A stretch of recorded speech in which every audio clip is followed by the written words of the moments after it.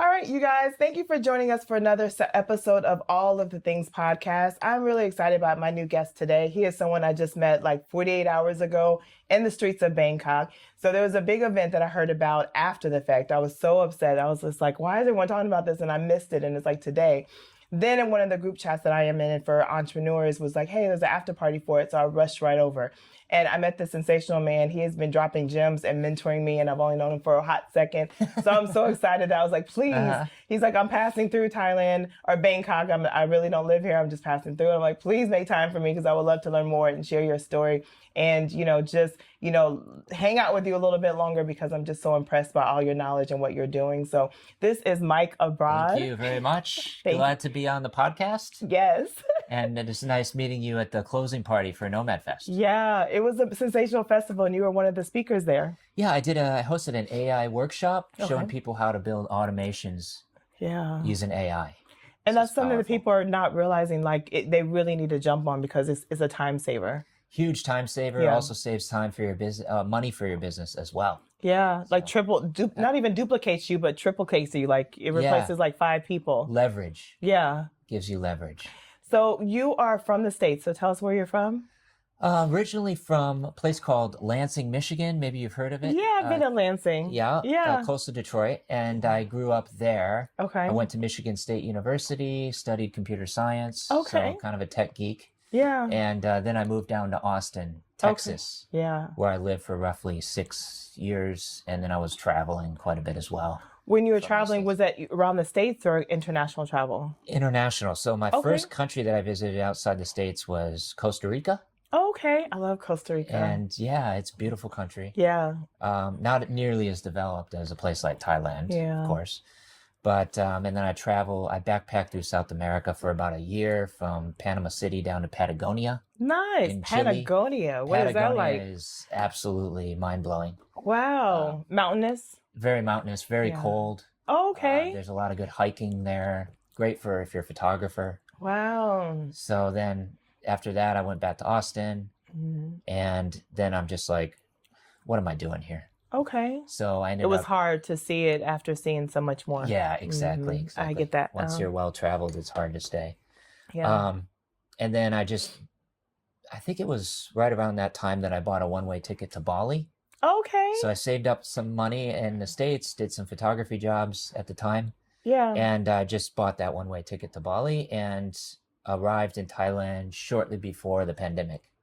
Wow. So my visa expired in Bali. I flew to Phuket. Okay.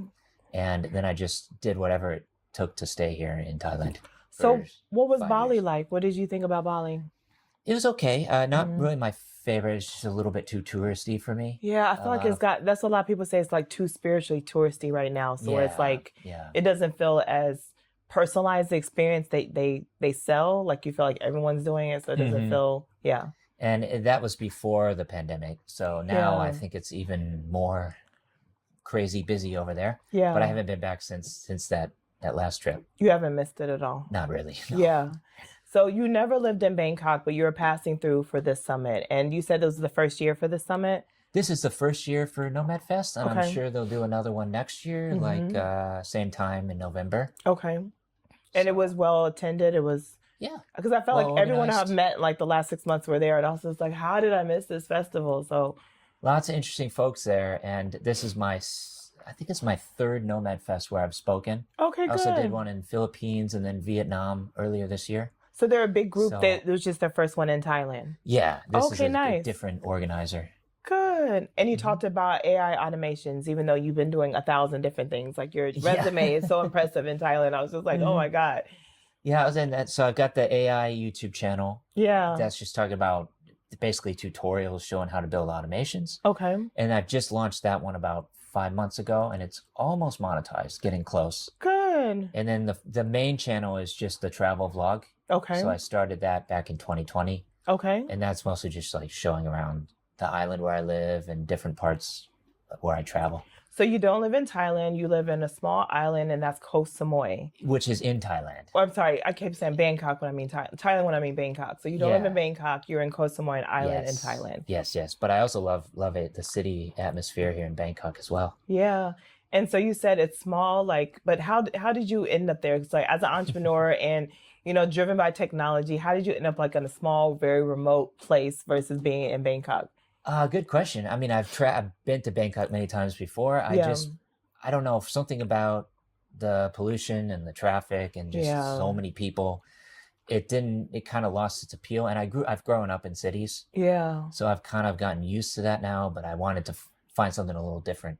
Okay. So I ended up moving to Samui because, well, obviously it's a beautiful tropical paradise island, It is. and I live very close to the beach. It just fits my lifestyle right now. Yeah. And I had met my now fiance in Chiang Mai. This Okay. was about 5 years ago now. Hmm. She was visiting for work, and she happened to work mostly in Samui Okay. for the catamaran company there. They take people back and forth between the mainland. Okay. And then I just For decided, teaching.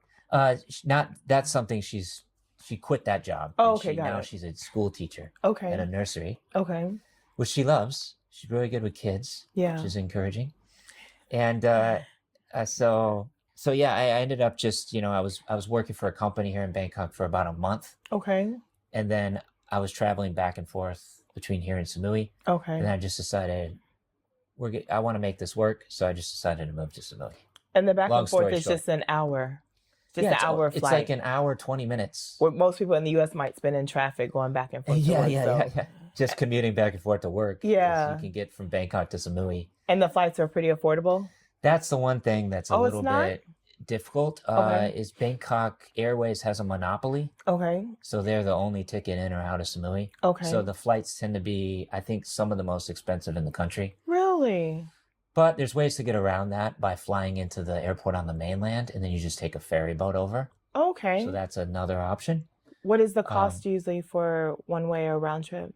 Round trip, it's going to depend on the time of the season, Uh-huh. but generally it's like 8,000 baht round trip. Oh, okay. So it's a bit pricey, but For an hour flight, like for Thailand, yeah. But it's one of the best airlines, and it's also one of the most beautiful airports in the world. Really? Samui, The so- airport is beautiful. Yeah. Okay.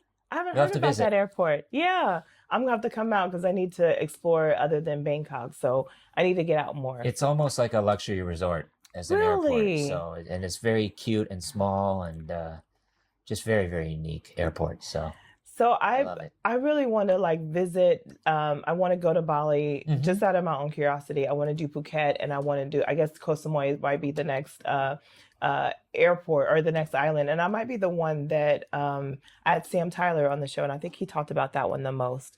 Going from that one, getting a boat and going from the little islands I around think there he's made too. the trip there a few times as well. Yeah. Yeah. So I need to explore because I might not want to renew my lease here. I might want to move somewhere else. So I need to Mhm. I need to get on that sooner than later. So yeah. Awesome. So you have you have the AI State channel, but your main channel is the Mike Abroad. Yes, it's Mike Abroad on Mhm. YouTube. I've been running that for 5 years now. I've uploaded over 1,000 videos on the Wow. channel. So I guess you could say I'm prolific. Yeah.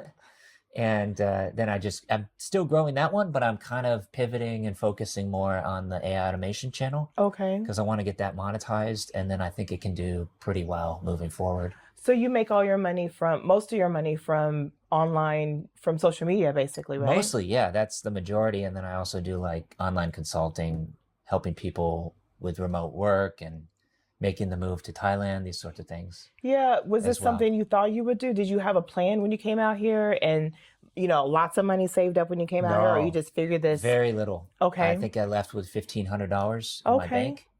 And that was, luckily I already had like a villa free and clear in Bali because I was doing a media collaboration, Okay. which I've done a lot over the years. And That's when I just they figured out how to bring you make it in work. for social media. Yeah, Mhm. yep. So that I pretty much blew through that in about a month. Really? And then I've just been forced to figure out how to make money online over the past few years.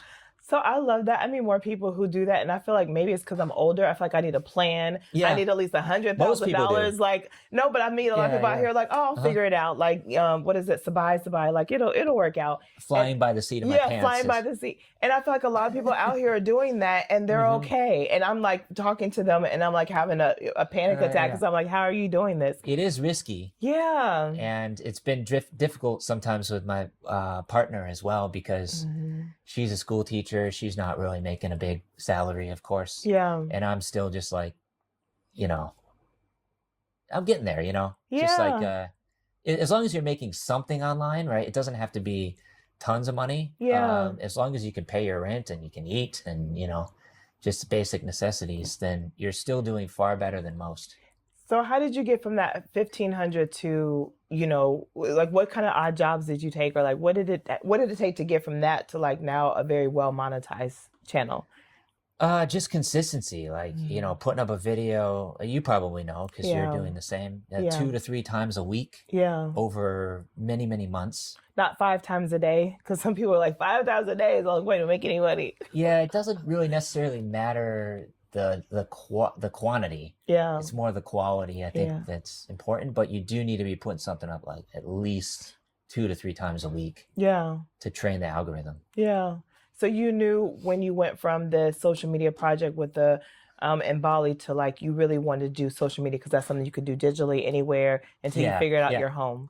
And I had already built a decent following on Facebook while I was in Austin, because I was shooting videos and a few of them went viral, and then it just really started to take off. And then ever since moving to Thailand, it just exploded from there. So what was your first video to go viral? What was it about? Just something like some people going viral just like sipping a cup of water, and I'm like, really, that's the one that went viral? Yeah, it's so weird. The one that really blew up was actually a protest against Trump. Yeah, the first time he was elected. So I went to a protest in Austin at the Capitol. It was a women's march. Okay. And like 50,000 people were there, and I ended up just putting up the drone, which is technically not allowed. Like, at a protest? Not illegal. Oh. But I did it anyway, and I took some pictures and shot some video there that just went absolutely viral, and it was picked up by like media publications in Austin and everything. Because you had a different view of all the things happening. Yeah. So is it illegal because it's a protest, or it's a government building? So I was right next to the Capitol. Building. So yeah. But I just decided, why not? And they're probably so busy looking out in front, no one probably even looked up and noticed it. Wow. I did get like a warning from the FAA. Yeah. But that was about it. And which drone do you use? Because I think going forward, because there's so much confusion with all this technology and all these apps and the best phone, I think going forward, I'm going to ask people, because I feel like a lot of people are like, how do I have this digital life abroad? So I want to talk about the technology that the experts are using, because I'm obsessed. I asked you that like first question. So yeah. So for the phone, I just picked up this Xiaomi 15T Pro right here. It's got a Leica camera built into it. And it's beautiful. I took a picture of him and I was like, really my God, what kind of camera is this? So and can they buy it in the States though? The States, I believe you should be able to. Okay. But it's better to get here in Bangkok. And all of the major stores sell them. And about how much did you pay for it out here?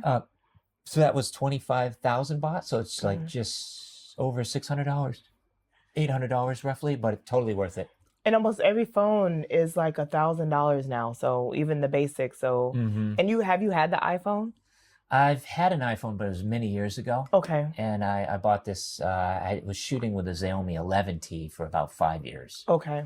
And then eventually like the battery is dying within a couple hours. Yeah. So I'm like, okay, it's time for an upgrade, and it's going to help my content quality as well. And then the drone was DJI? The DJI Mini 3 is the drone. And then I also have a DJI Pocket 3. Okay. Which I think is the same one you're using. That's what we're using right now, the Pocket 3 and an iPhone, yeah. It works like a charm. Yeah. Great for recording YouTube videos or anything. Yeah, I use it as my backup because my biggest fear is having a podcast. It's my first podcast. I interviewed someone, the last 15 minutes disappeared, and I don't know what happened. So I was petrified because the DJI broke it down into clips. So I was so happy that I found the Details app, which I've talked about on social media, because it's made for podcasts, and I have it as a backup. So I have an iPhone and the DJI, which I've showed up in other videos, and I'll link down below. So Excellent. Yeah, I just never want to like interview someone and I'm like, oh my God, I didn't push the button, nothing happens. Oh yeah, we are recording, right? Yes. Okay.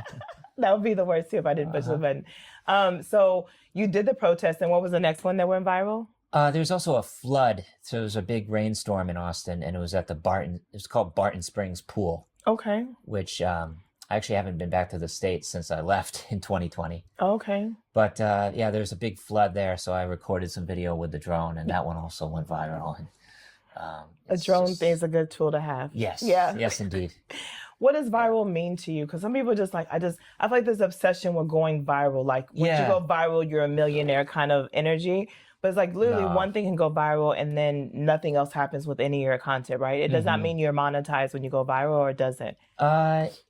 It's going to depend on the platform, but like for Facebook, for example, you need, I think it's 5,000 followers and like 600,000 watch hours. Okay. In order to get monetized. They may have changed that. Changing it all the time. I was monetized. Yeah. But yeah, if you have a video, I would say like minimum is 1 million views. Wow. That's what I would consider viral. But a lot of times, like you can go viral, your video can go viral and nothing comes of it. Financially. You don't get any clients. It's just like, you're just doing it for the views. Yeah. And that's where monetization comes in, so that you're actually getting paid for posting content. Yeah. Rather than just giving it all away for free. And how long have you been getting paid doing content? So it's about off and on for 4 years. Okay. Full time. And it just pays out every month. Yeah. So you said off and on. Are there some because you took a break, or it just kind of took a dip in views? Or I was demonetized for about a year because I used some copyrighted content. Okay. So that's a big no. You don't want to use other people's content. Okay. Just make your own. Yeah. But now with some of the AI tools like Sora and VO3, you can make AI videos. Yeah. That can potentially get millions of views and get monetized. And Nano Banana. Nano Banana is another one, yeah. Yeah. Yep. But most of your stuff is faceless, though? No. Most of your content is faceless? Very little of it is faceless. Okay. I actually show my personality and show my face on the videos. Okay. Which I think is going to be the winning formula. Like a human touch. Yeah. Because as more and more things become AI generated, people want people. Because it gets a little too scary that we're looking at robots all the time. It's cool, but then it's also artificial. It's like, It's not real. Yeah. And then you get paranoid, like, are you being tricked into something because it's not a real person telling you that? So yeah, it's a fine line. It's cool because like as a creator, it saves on time if you can just have someone do all the things for you. Sure. And then you're not in your head and your insecurity, my hair, my nose, my eyes, my outfit, all that kind of stuff. Yeah. But a lot of people want to see the good, the bad, the ugly, like the thing you're insecure about. It's like, oh my God, you're human. You have a pimple on your face. So do I. And I'm glad that you got on camera and still did it. So sure. Yeah. So I think I hear what you're saying. People really love the human touch over AI any day, but AI is still a convenience to like using it maybe on the back end for shortcuts. And I think maybe YouTube and Facebook will start cracking down on AI slop. Okay. It's called AI slop. So just low effort content. Oh, okay. That's all AI generated. Because they're like, you didn't even put in the effort, so why should we pay you for it? Exactly. Yeah, because there's a lot of people saying that like, this is how you do it and just do a replica of yourself and you'll get monetized. But yeah, I see that coming because they don't want it to be just like a cartoon all the time. Yeah. Put some effort in. Like try, like don't just, some people do posts sitting on the beach and like making $1 million sitting on the beach doing nothing, but they still had to do a lot of work that they don't tell you about behind the no scenes. Such thing as an overnight success. Yeah. It's years and years of hard work. Yeah, it doesn't exist anymore. So you do a lot of content in Koh Samui more now, or do you travel all the time now? Koh Samui is definitely my home base. I spend most of the year there, and it's just comfortable for me. I like the laid back, peaceful lifestyle. Yeah. There is a lot more construction. They're constantly building villas there now. Okay. Do they have high rises, like high rise condos? No, nothing. So they keep it very. It's very low profile. Good. Buildings. Not like Phuket. Phuket has some pretty tall buildings. Yeah, a mixture of both. Yeah. I still love it there. So you're able to do the content there. That wanting somewhere more remote and more secluded has not stopped you from having ideas and things to film and things to talk about.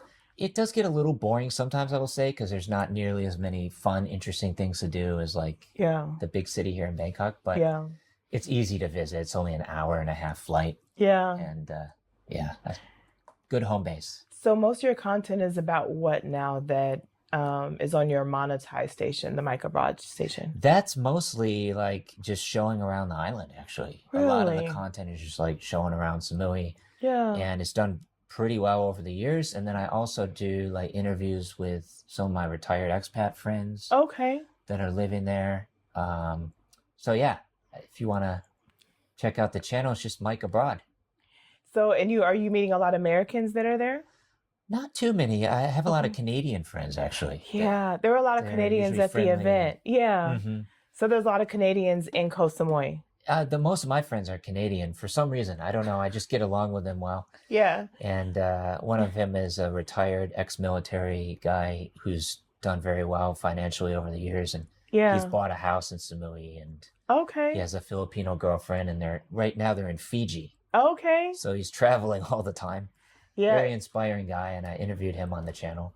It's really good for retired life out here, either way you go, because you don't have to worry about the income. Yeah. Not nearly as much, especially if you have savings and investments. And that also makes it easier to get the visas too. Yeah. So speaking of visas, just to touch. So when this comes out, who knows what the visa situation is going to be at this time? It's always changing. It changes a lot. One thing about Thailand, they will make a massive government change and then 24 hours is done. Like I was getting a package from the United States and then they said, oh, no more U.S. parcel mail at one point. I was just like, and they just shut it down right away. Like something, I don't know what that man in the U.S. was doing, but they said DHL, FedEx was allowed, but they were shutting down postal mail. So I was like, thank God. That doesn't make any sense. It was wild. I'll send it to you. I was just like, are you serious? Because I was going to try that after doing FedEx, and FedEx took a long time. So I switched to DHL.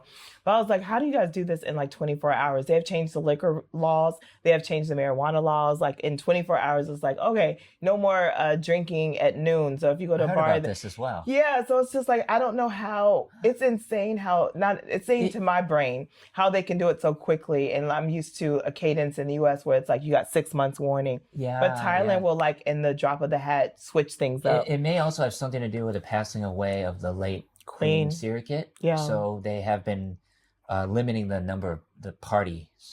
That part too. That might have something to do with it. Yeah, that was a big thing. And not come back to the visa, but I loved how when she passed, this whole country mourned her beautifully. Like every single corner is a statue of her, is a photo of her, well-lit memorial corner where you can go and pay your respects. Every single corner. If you go to a movie, they show a whole tribute to her. Every single movie you watch. Really? I'm going to see a movie. Yeah, every time you watch a movie, there's a whole tribute to them and you have to be completely silent.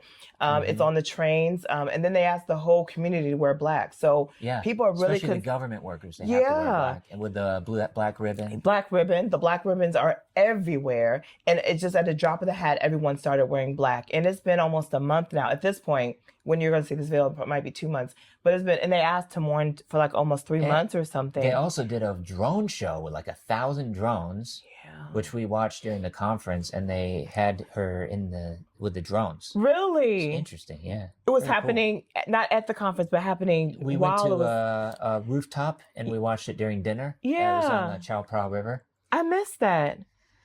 So it is a big deal the way they honor their legacies here. Like I have never seen anything like this. Like it goes on for months and everyone is wearing black. I've walked out of the house a couple times. I'm like, oh my God, I have on green. And everyone's kind of looking at me. They want you to... The foreigners are not quite as expected to wear black, but it is a nice gesture, right? They see it as a nice gesture. They don't expect it, like he said, but they want it as a nice gesture. So to me, I felt like, I'm sorry, I don't have many black outfits, but they don't look at you evil. But but they just kind of like every single person is wearing black. And every store, every mall moved all their black clothes to the front. Oh, really? Yeah. So every mall, and even when you go to the market by my house, they put everything black out on the streets. So everything they had before is changed. Yeah, they were saying like there was I saw something that was like a limited black garments because everyone was like rushing to buy black to show respect. So I love the way they do that here. It's absolutely massive. Yeah. It's so very interesting. Yeah, so I want to talk about the visa a little bit. So you are going through the change because you were doing the recent change of the visa, where they are basically saying now, which a lot of people have because they passed through Thailand, like maybe I want to be here, maybe I don't. They do the travel visa, and that was it is called travel visa. It's right? Actually called visa exemption. Okay. So you essentially you would prior to these recent changes, you would get 60 days visa free, basically. Yes. And then now they've changed it so you can only do 2 border crossings per year, per calendar year. And the first one's 30 days, and then the second one is 7 days, and then you have to get out. So 30 days, you have to be gone, or 30 days? I think so. But you can renew it once. Yeah. I don't even know if you can renew it in immigration. I'm not entirely sure how that works. But for like 2 years now, they've had this visa exemption, which I've been on for quite some time. Yeah. As well, because I was rejected for the DTV visa in Vietnam, unfortunately. If I had it to do over again, I would have just hired an agency to get it done for me. But I chose to do it the hard way. And so I'm not going to be applying for that one again. I'm just going to get my non-O. Okay. Which is, I think that's both the retirement and also the marriage visa. It's 2 in 1? The non-O is either, it can be retirement or like marriage. Are you old enough to retire? No. I was like, make that make sense. No, you have to be 50 to get and I'm only 38. So, so the next best option for me is just to get married, because I've already been together with my fiance for 5 years. And it's like, we just need to get it done, right? So you were doing best option. But the other one, so just so people are clear, they have to, it's like, it went from 60 days to 90 days, I believe, right? Well, the 60, and then you could go to immigration to extend it once for to 90 get an additional days. 30 days. But now they're really cracking down on that, because I think a lot of criminals are using this scheme. And so, they just want to eliminate that as much as possible. That was happening. There was a lot of crackdown for people from other countries running from criminal activity. And I love how immigration here was working with the U.S. and other countries to get them out of here, because people thought like, oh, Thailand, third world country, they won't know that I'm here. They won't figure it out. Like, a passport is a passport. People don't realize the power of your passport and what it tells people. Very, very powerful. Tells you everything about you, and people don't realize the history and what the FBI, and the government knows about you. They just kind of like, I'll go live in another country. No one will ever find me. So there's been a crackdown of that here, because people thought they can come and run and hide from things. Then now they've been extradited or sent to prison, or who knows. And Thailand doesn't play. They watch you. They have videos. Like, one thing that just happened, they had a bunch of construction workers in front of some activity that was happening with some Nigerians in, I think, in the Nana area, and they were watching them, selling drugs. Really? They were watching them, but they were pretending to be construction workers. Oh my gosh. And then they arrested them. Like, Thailand is so gangster. I love that. Yeah, they'll rush in and bust it up. If you don't play by the rules. Gambling is like illegal here in some capacity. It is illegal, completely, right? So, and that's kind of weird. I never really realized that, because I'm used to like the gambling boats and gambling is everywhere in the U.S. You just make it normal. There's apps and stuff. So I didn't really realize that till like they showed a family like in their living room playing some kind of gambling game, and then the police showed up and arrested them because their neighbors could look down and see it. Oh, I know. That's kind of crazy. It is. Thailand is funny. It's peaceful. You can go unbothered if you do all the right things. But then if you don't pay attention to what is not allowed, then, they will catch you up like in a heartbeat. They'll stitch you up. Yeah, and no problem. And actually, the podcast is coming out this week. I know this won't come out for a while, but my neighbor who I interviewed talked about, he was here 12 years before the visas became very strict and more regulated. And he went, I think, almost 12 years undetected until he got caught. And I think it was He overstayed for 12 years? Yeah. Oh my God. Yeah, so That's not smart. He had a day in Thailand. He had a day, and it pulled aside, and it was a day. So he got it out. He's all fixed now. But just talking about how it wasn't as strict as it is now. And it was just kind of like, really? Nobody really, wasn't That's like news to me. Yeah, it was a long time ago. I'll make sure you see the video. It comes out I on haven't Thursday. overstayed a single time in 6 years. So and you want to make sure not to overstay, because it's a blemish on your record. Yeah. It's a red flag. So just don't overstay. Even by accident. So, and people I think sometimes people get here, they get so comfortable, they fall in love with the sexiness and all the beauties of Thailand, that they think that someone's going to send them a reminder, or someone's going to call them, or they're going to get a notification. Don't apply to them for the rules some don't reason. apply. Yeah, you just feel so, because if you don't get pulled over by the cops or you have no visa issue, you just think you're fine. So, I advise, I know the agencies are great, and we can list some agencies that are really reputable. There's an app that came out that I saw, and I bookmarked, and I thought it was great. She guides people through the apps, like choosing which visa is right for you, and then sends reminders. But if you do it like me, I just went right to the government right to the government site, and I did the DTV. I applied while I was in Chicago. To the e-visa website? Yeah, the e-visa website. And that's even tricky too, because when you type e-visa, there's like 1,000 websites that pop up, and then they're half in Thai. So you're like, which one am I clicking? Yeah, you have to make sure to be using the right official website. Yeah, so I'll make sure I put the right official website, but I did it from home, and I think it was like $400, $450. Yeah, that sounds about right. And then I got approved within about a week and a half, 2 weeks. So good for you. Yeah, but I didn't know. I'm sitting here like interviewing people and hearing all these visa stories. So I'm like, I'm paranoid like all the time because they're changing, and I'm like, am I okay? Am I not okay? So you really have to be on it. You have to pay attention to the news. I think it's great to join communities here. There's a lot of great communities on WhatsApps here. WhatsApp is so popular in Thailand. And Line as well. Line is good too. Use Line too. The Thais use Line, but WhatsApp groups for like expats are really great because like as soon as something comes out, everyone's like, hey, watch this video, because it's a lot of confusion. Some people are giving misinformation. Some people don't understand what they're saying. Another guy I'd really recommend for anything visa or like retirement in Thailand related is Adam Parker. Yeah. He's actually the nephew of Retired Working for You, which maybe you've heard of or seen his channel. There's one guy that's married to a Thai embassy, she works at the office, immigration office. I think you're thinking a lot of people Cal. Follow. Yeah, Cal. Yeah. A lot of people follow Cal. His videos are also really good. Yeah.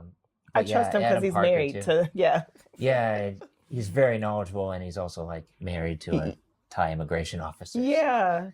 But yeah, find a good source, like someone with a lot of views, because misinformation can be out there, and the government does change things a lot. So absolutely, they're very what's the word I'm looking for? Flip-flopping. Yeah. Flip-flop a lot. They're working on that, I've heard, but it's just like, it's a thing. So, so how did you meet your girlfriend? I always want to say girlfriend, but fiance. How did you meet your fiance? Because you met her and moved around with her, and I think you said she brought you to Koh Samui. Yeah. I met her in Chiang Mai. This was in late 2020. Okay. Right around the time I launched the YouTube channel. Okay. And I had just finished a motorbike trip. I rode the Mae Hong Son Loop, which was I rode from Chiang Mai to Bangkok and back. Wow. And then how long was that? That was like 7 days roughly. Oh my gosh. It was beautiful. Yeah, it was amazing. So I went up to Isan and really saw the country. And then then I came back to Chiang Mai, and I was just going through Tinder. Okay. Which I never really had much luck with, but then Mary popped up, and then we hit it off. Yeah. So then we just stayed in touch, and then I was working for a company in Bangkok for about a month. Okay. And then we're not talking about them, right? We could mention them. Tiger News. Maybe you've heard of Tiger News. I worked for them for 1 month, and unfortunately it didn't work out. I got fired. So it was for the best. Bigger things, yeah. For the best. Yeah. And I've always been an entrepreneur, so I really don't like working for somebody else. Yeah. So yeah, and then I just was traveling back and forth between Bangkok and Samui, and I decided, why not just move to this beautiful island? Yeah. So that's what I did. And she got recruited there. She had to move there. Yeah, and also her work was taking up a lot of time. Okay. And she also wanted to be with me, so she ended up quitting her job. Okay. And for the best, I would say. Yeah. And then she's now a school teacher at a nursery, taking care of little kids, and she loves it there. Wow. So it's going well. So when are you guys planning to get married, and what does that look like when you're from America, she's Thai? What does that look like? It's an interesting process. So basically, similar to a retirement visa. Okay. You have to put a certain amount of money in the bank. Oh, okay. It's 400,000 baht. Okay. The retirement visa is 800,000 baht. Yeah. And basically you just have to put the funds in there, and then you have to I had to go to the US Embassy. Okay. And get the paperwork. It's basically like a marriage affidavit. Okay. So that was a process in and of itself. Okay. And then you have to get it translated into Thai. So you have to hire an official translator to do that. Yeah. Then they sent it to me in Samui.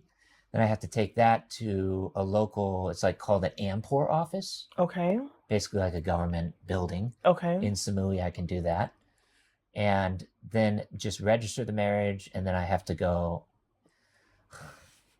then I have to get a bank letter, and I have to take it to immigration. Okay. And then it's official, right? Then I get the non-O visa. What is So the there's a lot of timeline hoops for you got to this? jump through. Yeah, it sounds like a lot of paperwork too. Paperwork as well, but Yeah. it's you got to put the funds in the bank for 2 months. Okay. And that's like the most important step. They just want to show that you're able to sustain yourself and your wife.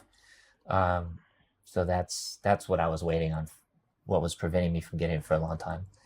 And that's as an American. Like other countries probably have slightly different but similar. I think it's process. pretty much the same no matter where you're from, as far as I know, but I could be wrong.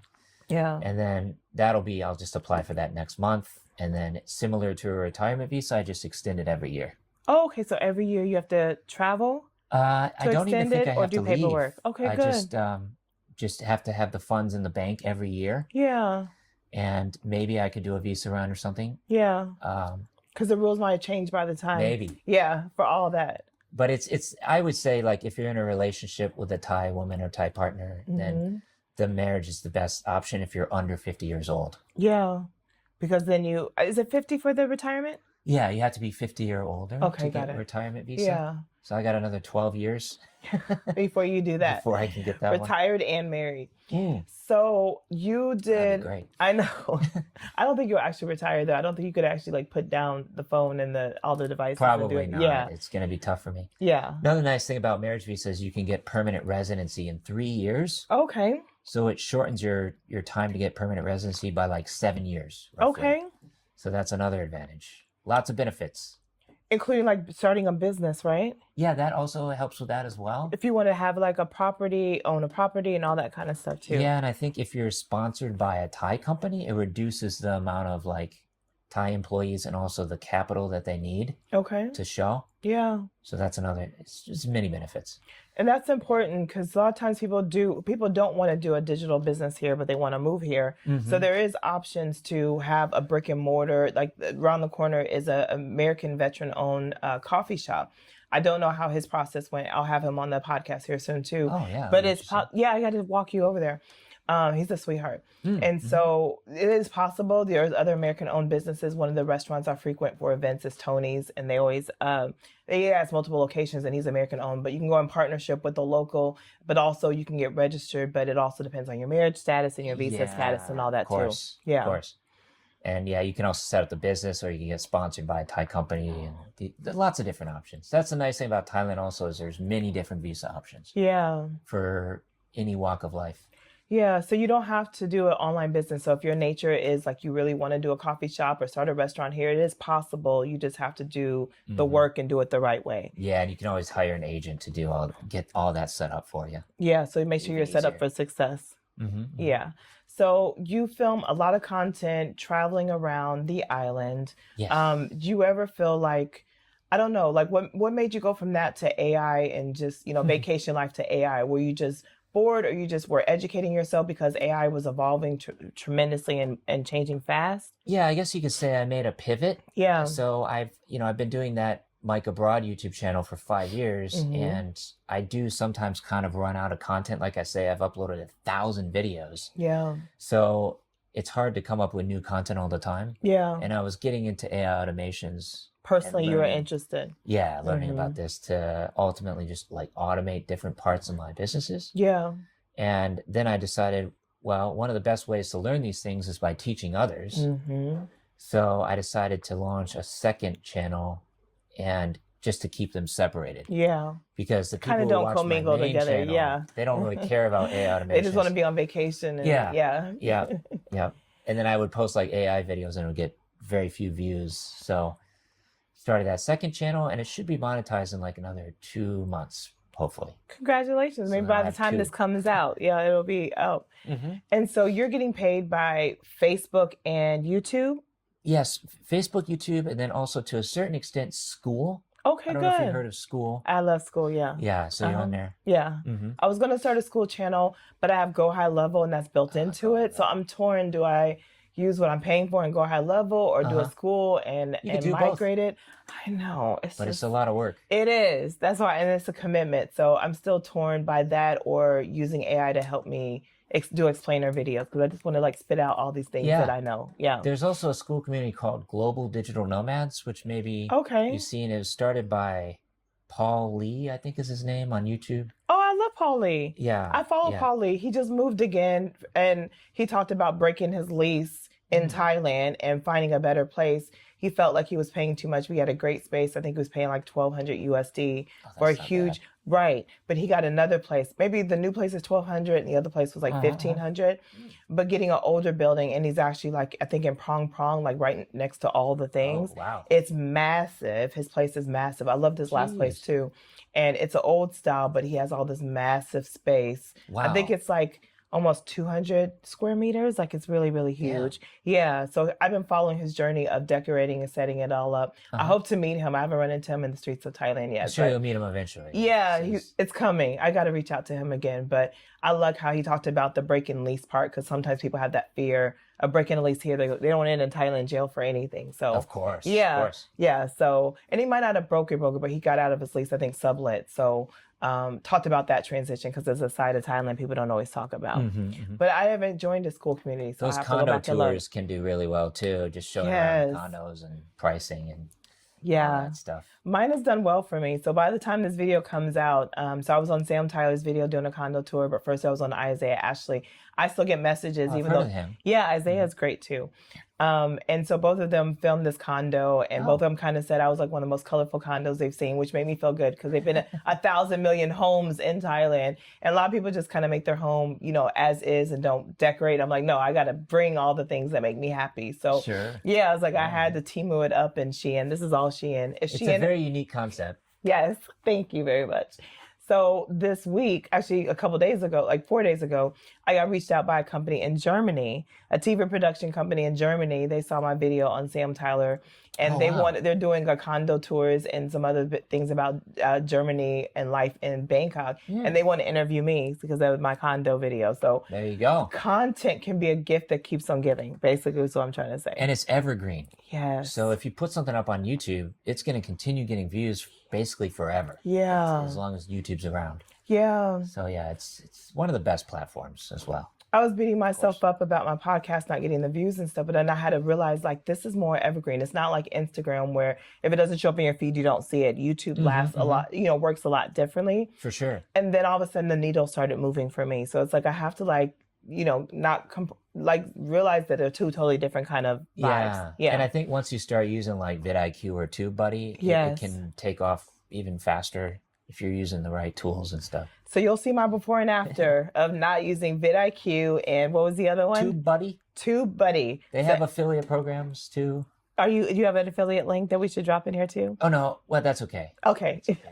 I'll start an account and then I'll drop my link. Yeah, so you'll get my link. Yes. Because I'm all about the good apps and the good tools, because it can get very overwhelming. That's a good way to monetize your channel before the ads are running and you're getting paid from the ads. You should just put affiliate links in the description. I see a lot of people here doing it with the insurance out here. And to me, Safety Wing. Yeah, Safety Wing. That's the one everyone refers to. And I probably should put my link in it too. But I feel like you could pay out of pocket and just be fine out here too. So do you pay out of pocket for medical? I do have Safety Wing. Okay. But I've ever needed it. I've never needed it. I mean, knock on wood. Yeah, I've never used it. And I feel like if what I pay directly is, I might as well just not pay it. But then I think as an American, it feels uncomfortable to not have insurance. Yeah. To be out in the world without insurance. I didn't have insurance for a long time either, but then I finally got Safety Wing. Yeah. It's okay, but hopefully I don't have to use it. So Safety Wing is like supposed to be a discount if your luggage disappears. It's like, basic health screenings, but I did a health screening and I think I paid less than 200 USD for like a 4-hour day. Yeah. At one of the brand new hospitals here in Bangkok. So I was like, and it was superb. Like literally as soon as I sat down, there was no waiting. Then the next doctor came in. The next doctor came in. Gave me a cute Bangkok outfit hospital? to wear. It was the not Med Spa. Is it Med Spa? It was actually Med Park. Med Park that we could see from where we met. We met at a rooftop. So I was like, that's right. the hospital I went to. Yeah. So I went by the most viral one. There was like 3 of them that were like new hospitals, and people were showing it. It looked like a really 5-star hotel. It was absolutely beautiful inside. The rooms, hospitals are amazing here. They're amazing here, and they have nice restaurants. They have tons of things to eat. They work the eating lunch in the middle of your day. You are doing your visit. you do like, they did eye exam. They did, I feel like I did everything but dental. I feel like I was like, everything all day was but dental. Full service. I know it was like got on visits. They took my blood 3 or 4 different times, Jeez. like 3 different times, I think. And I know it was spread all out. But then it's like I had a lunch break. I had all these really nice doctors. They came in. The room was beautiful. I did mammogram. I did all the stuff. So it was like back to back, like quick. Before I could even think about what I was doing, it was the next visit. They were taking me to the next room. Then they're like, okay, this is your lunch break. They gave me a voucher to go eat. I got a discount to go eat downstairs. And when I came back, I sat down in a really nice doctor's office with another doctor. And they went through the whole day with me and just the results. So it was like really peaceful, really easy, and less than $200. Wow. Yeah. Wow. You haven't Imagine done that? how much that would cost in the States. Oh, I mean, thousands. I mean, because every paycheck you're paying like $300, $400 at least. So I'm just like, I didn't have insurance and I did that. So they didn't even take my safety wing. Didn't even take my safety wing. Yeah. You don't need it. Yeah. So, and I follow people who talked about having babies out here too, and just how that's been so peaceful and well taken care of. So there's so many things to love about life in Thailand. Yeah. And I'm actually going to be doing a tour of Bangkok Hospital. Okay, I've even nice. got the little card here, which they were one of the sponsors at the conference. Okay. And they're doing some things with like robotics now, where they can actually do teleoperated surgeries with robots. Oh my gosh. So it's really advanced, and I'm going to be going in there and making some content for them. So doing a tour means you're going to have a full exam, basically? Yeah, you're not just like watching and just pick me up in a van at my hotel and then take me to the hospital. In Koh Samui? They're not bringing you from Koh Samui. They're bringing you here. Okay, nice. We have a Bangkok hospital in Samui too. Oh, okay, nice. But it's not nearly to the level of Bangkok, I think. I love that. So that'll be, stay tuned for that video. I'll probably make a full YouTube video from there. And I'll tag it in this video. It will be good. Yeah. So you still get opportunities working with local companies, or are you focusing more that just on? One's probably gonna be unpaid because technically it's just gonna be an exchange. Yeah. So I don't want to mess up anything. Yeah, mess up anything there. Yeah. So yeah, but should be a good one. Do you get asked to partnership with a lot of restaurants and all that kind of stuff there in Koh Samui? Sometimes, yeah. Okay. Yeah, people reach out to me. I just got like on my Facebook page, I just have a WhatsApp button. Okay. So it's really easy for people to send me messages. Good. Directly. Yeah. So yeah, and I've got about, on the Facebook page, 180,000 followers almost. Yeah. So it's doing pretty well. 200,000. Yeah. Mm-hmm. And then YouTube is how much? 13,000 almost. Yeah. Right now. And are you doing TikTok at all? TikTok, no. I mean, I do have a TikTok account. Yeah. But I don't really use it. It's just not really my platform of choice. Okay. But I know you can do pretty well on TikTok as well. And are you making money from Instagram too because their Instagram is Facebook? No. Just really Facebook. Instagram really doesn't pay. They don't have like a monetization program as far as I know. It's mostly through like brand deals. Yeah. Which I've never really had much luck with, so. Okay. So what's next for you? What's the next thing we should look out for you? Like what you're working on next that we need to follow and learn from you? I think it's going to be that second YouTube channel. So that one's just called AI Automation Station. Okay. And that's also my school community as well. Yeah. And just starting to grow my network over again on LinkedIn as well. So that's starting to take off. And that's just all about AI right now. And can you explain automation just a little bit for some people who just kind of get overwhelmed from automation and forms and like they just don't understand like exactly a breakdown what an automation would do for them? Sure. I mean, there's so many different use cases, and I talked about some of this at my speech at the conference. But you can do anything from like automated email replies using ChatGPT to lead generation, like finding contacts at different companies that can be automated. I have another one that will automatically create a newsletter for LinkedIn when I upload a YouTube video. I love that one. So it just pulls in the transcript and it generates the newsletter using Claude. Yeah. So these sorts of things can save time. Yeah. And that's ultimately what you want, is just to, if you don't want to hire a big team or virtual assistants, you can just build these automations to do it for you. Yeah, and have all your systems talking to each other. So the little bit that I use automations, I use Content Studio as my scheduler. So I will make a bunch of reels, like for the restaurant, for example, of reels of all the menu items. And then I put it in, it walks me through putting in a spreadsheet where I have the caption, the time I want it to post, and then a link to the video. And then I put it into my content studio and it will schedule it for the whole month. Wow. So I can spend maybe half a day. And that's Go High Level or? This is Content Studio. So Go High Level does have social media, but I feel like they kind of dropped the ball with everything else that they're doing. Yeah, I never used it. Yeah, they don't focus on the social media side of the Go High Level. It's really basic. But I love Content Studio because it will post on Facebook, Instagram, TikTok, LinkedIn, Google My Business, YouTube Shorts. Damn. Yeah, all of them. And then if I set this up right, then I just kind of sit back and watch and just kind of interact with people. But also, it posts on stories and reels. I'll have to check it out. Yeah, so I love for the restaurant that I do the marketing for, every day, all day, there's a story of one of the dishes. So people are just like, ooh, I want that. That burger looks good when you see the cheese coming off the page. So I love doing that. And I want to do that for more clients where I take all their content and I automate it. So every day, you know, something, it doesn't work for every single niche, but it works for a restaurant where you have, you know, good content, good video content of the whole menu. People just want to eat. And sometimes I feel like with restaurant marketing, not to pivot too much, people overdo it with influencers and all the stuff where you don't even see the food.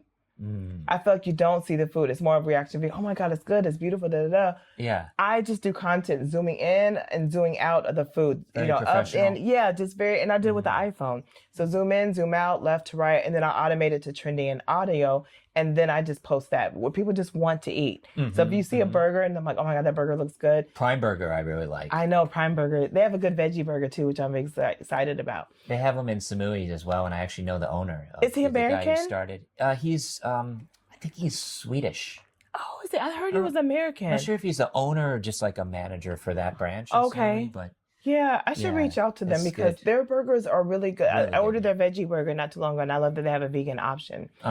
But yes, so to automation, it just saves you time. A lot of people talk about, I forget to post. I didn't want to post. I post on Facebook. I didn't post on Instagram. So the way I use automation is with social, and it helps me post on all the networks. The same thing, but at least I got it on all the networks and not, you know, skipping one to see where it takes off for the client. So another automation I built recently is actually using AI to help people find jobs. Okay. So instead of the AI replacing the jobs, it's helping people find jobs. Okay. And that's basically just scraping jobs from like LinkedIn, for example. Oh, I love that. Creating the resume, the cover letter, and then just putting into like Google Docs. And oh my gosh. And then it also allows you to apply too.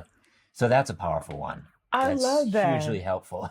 And how much money do people really need to spend if they're like, say this is the AI process they follow that you suggest? Yeah. How much are they looking to spend to do that thing? So actually, I just provide these templates. Okay. So it's a template that you can download and you can put it into either NAN or Make. Okay. Those are the two main platforms. Yeah. For automating. And I just basically just give it away for free. Wow. Or let them pay whatever they want. Okay. Because I've noticed people are very cheap.